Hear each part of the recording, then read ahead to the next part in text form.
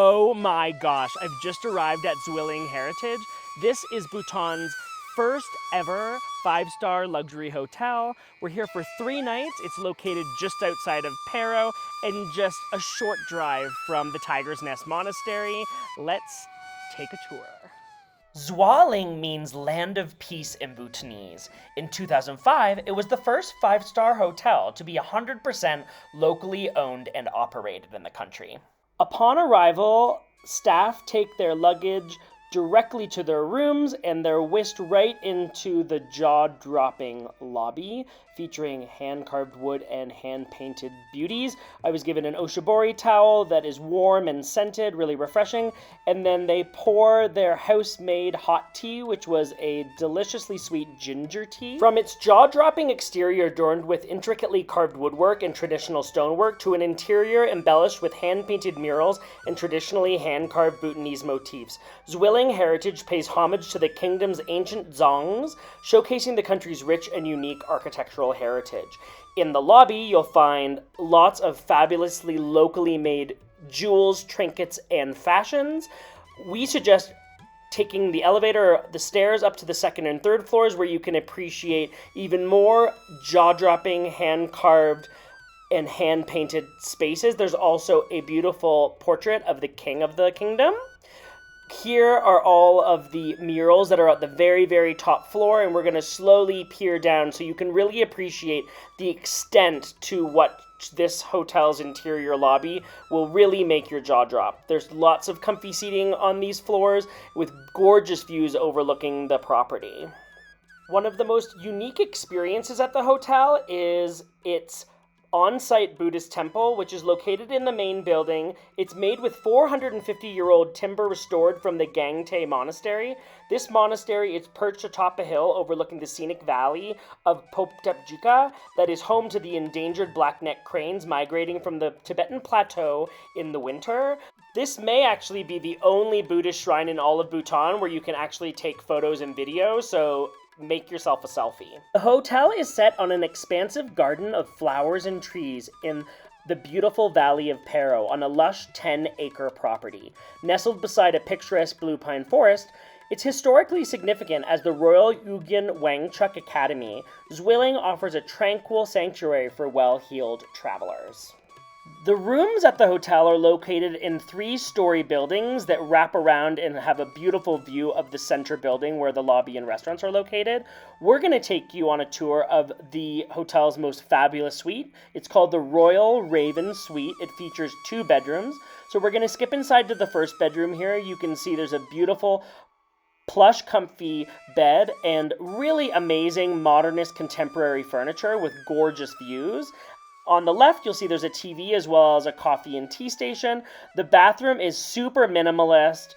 I really love the bathtub. They offer pink Himalayan sea salt and the beauty products smell divine. There is a dining room. One of the most amazing features of this suite is it has its own private shrine. The hotel can bring in a meditation expert to host a prayer for you or someone from a local monastery. A great place to meditate when you're staying in the room. You can see the shrine also includes beautiful hand-painted Buddhist murals. As we skip through the dining room, there's a super spacious living area with sun-soaked light.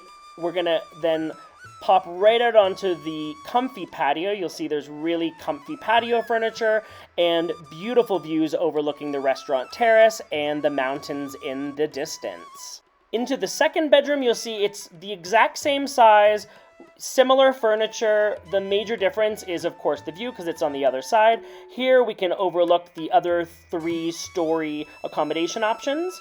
Now we're going to skip through the gardens and head over for a wellness journey. You can see there's a big giant pole that has a flag. These are very typical in Bhutan. At the on-site spa, you can see it's located on a beautiful little river. We're going to skip into the spa, which offers really amazing wellness journeys, especially great for those who have just finished a hike to the infamous Tiger's Nest. When you check into the spa, this is where you're greeted. There are paintings of Buddhist monks, as well as a fabulous shot of this elephant and beautiful florals in this water cauldron. If you're traveling with a loved one or a special honeymoon experience, there is a couples treatment room, which is perfect for a massage. The signature spa experience is the classic Bhutanese bath. It's absolutely incredible. I'm going to walk you through how it works. So you can see by the river right near the spa, they put up a bonfire and they heat up these rocks right out of the riverbed. This gentleman is then wheelbarrowing them over to this similar to a Japanese onsen style wooden bathtub that's outdoors. When those rocks go in there, they just sizzle and explode. And the rocks from the fire heat the bath. They then use a bucket to rotate the water to help acclimatize the temperature so it's consistent. And then they add a giant bowl of fresh herbs as well as local hand-plucked flowers. You can enjoy this experience by yourself or as a couple. They offer some water as well as towels and a cute little bouquet. It's a perfect thing to do after a vigorous hike. It really soothes the soul as well as your muscles. After you're finished your spa treatment or bath, head down the steps and cross this beautiful bridge that straddles the river, and up here you're going to see that they have a dedicated meditation and yoga building. It's absolutely gorgeous, so we're going to head up here to check out the interior. The views from inside are absolutely beautiful. If you're into meditation or yoga, you can see it's a space with enough seating for 3 to 4 people, and a practitioner can lead you through. Now we're going to head to the swimming pool. On the left, there is a fitness center. You can see there's lots of fabulous gardening throughout the resort with fresh local flowers. Inside, I was so impressed by the size of this swimming pool. If you like swimming as exercise like me, bring your goggles. I did a lane swim, 40 minutes, a great way to work out. The resort boasts its own greenhouse. We're going to skip up the steps and you're going to see how the local horticulturalists on the property cultivate all these beautiful plants. Most of them are succulents as well as flowers that get used to beautify the public spaces at the resort. So when you're at the dining room, you're going to see beautiful flower arrangements that are made right here. There's also kale and some other vegetables and herbs like this fresh basil on the right. Bhutanese cuisine is primarily made with dried chilies, so they dry their own chilies in the sun in the greenhouse, which is pretty cool. Just outside of the greenhouse, they have their own rice paddy where they cultivate their own rice, as well as there's a nearby rose garden. It's really cool to experience this rice to table experience in Bhutan. Really cool experience just to see how the rice actually grows too, if you've never seen it before. Next door, you'll find the resort's dedicated tea house with floor-to-ceiling windows that offer beautiful views of the property. If we skip inside, you'll see there's lots of seating on the ground as well as a central fireplace where you can watch them prepare butter tea, which is a classic Bhutanese treat. There's also a library for guests who want to read. First step is heating up the water in a pot and then dropping in the loose leaf tea leaves that brew for around 5 or 6 minutes. We're then going to pour that brewed tea into what looks like a classic butter churner, and then they're going to add copious amounts of butter. I thought there was just going to be maybe a tablespoon, but it seems like 2 cups of butter goes in there. And then they're going to add a dash of salt because this is a savory beverage, and then for about 10 minutes you're going to churn that tea, salt, and butter together until it creates this beautifully creamy tea experience. They're then pouring that into a metal teapot, and then we're going to set ourselves up at the table here. They're adding 3 classic Bhutanese snacks that are traditionally served with butter tea: a cracked corn, a puffed rice, as well as like a sweet buttery snack as well. They then come sit tableside and pour the tea for you in cute little cups, almost the size of sake glasses. It's definitely an acquired taste. Caroline was an absolute fan of this salty tea. Not my absolute favorite, but it's a must-try when you're in Bhutan because it's a classic beverage that everyone has to sample. There's lots of experiences that you can have at the property, including Bhutanese painting demonstrations. This is done in the lobby, and you can see they have lots of beautiful plates, bowls, and even rocks that are painted with traditional Bhutanese paints and style, and you can purchase them in the retail shop. They also offer archery lessons. Archery is the national sport, and they set it up on the lawn in front of the swimming pool. Really fun to practice your archery skills. This gentleman was exceptional at hitting the bullseye. I wasn't so great, so I'm not going to quit my day job, but really fun to practice the national sport. Boom! Got it right there. Oh, excellent. Now we're going to explore the resort's food and beverage concepts. This is Lingka, which means merrymaking. It is the all-day dining restaurant serving breakfast, lunch, and dinner. You can see they have an outdoor patio. People love to have breakfast here, and you can see there's gardens as well as a pond below. They serve breakfast, lunch, and dinner, as well as an afternoon tea. So let's walk through the different offerings. This is the interior of the restaurant, so if it's chilly or raining and you want to sit inside, this is a great spot. We're going to start off with breakfast. They offer a buffet with pastries, cheese and charcuterie, fresh fruit, yogurt, as well as fresh juices. You can also order off an a la carte menu. I started my first lunch by getting a Bhutanese burger because I wanted to pair it with a Bhutanese local craft beer. Craft beer is really popular in Bhutan, so if you're a beer lover, I highly recommend going to the bar, and this is their serbum, which is a honey wheat. It's slightly sweet. I really loved it. A perfect pairing with a burger.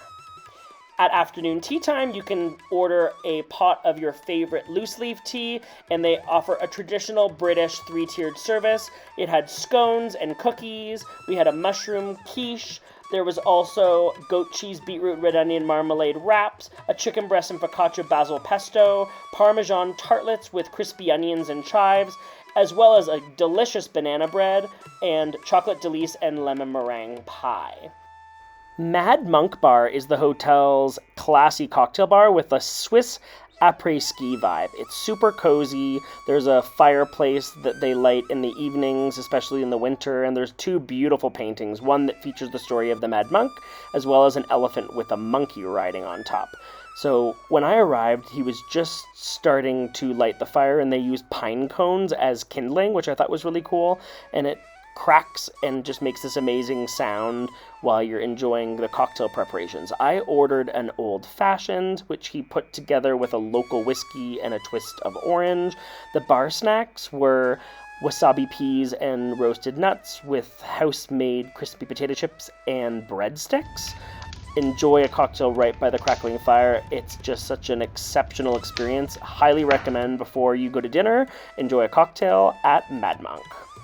Next door is Gawa Restaurant, which is the hotel's fine dining restaurant. You can see there's beautiful upside down glowing umbrellas in the ceiling that really shine and shimmer off the gorgeous table settings. There's also a private dining space with beautiful Bhutanese paintings. If you're having a large group, perfect spot for that.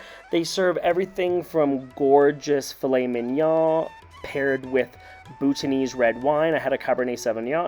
The next evening, the dish of the day was a gorgeous duck breast with a carrot puree, bok choy, and a aromatic foam, as well as vegetarian ravioli filled with locally made goat cheese and crispy bacon with hazelnuts.